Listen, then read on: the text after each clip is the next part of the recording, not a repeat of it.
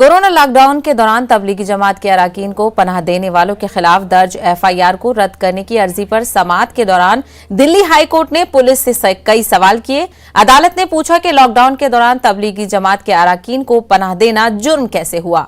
अदालत ने मजीद कहा कि इज्तिमा में शिरकत करने वालों ने लॉकडाउन से कबल पनाह मांगी थी और उनके खिलाफ इम्तनाई अहकाम की खिलाफ वर्जी की कोई शिकायत नहीं है। अदालत ने कहा कि लॉकडाउन का निफाज अचानक हुआ, ऐसे में कोई कहां जाए। अदालत ने पूछा कि क्या मध्य प्रदेश के रहने वाले को दिल्ली में किसी मस्जिद, मंदिर या गुरुद्वारे में ठहरने की ममानियत है, वो जहां चाहें क़याम कर सकते हैं। क्या कोई ऐसा नोटिस था जिसमें कोई उनके साथ ठहरा है, उसे बाहर फेंक दे।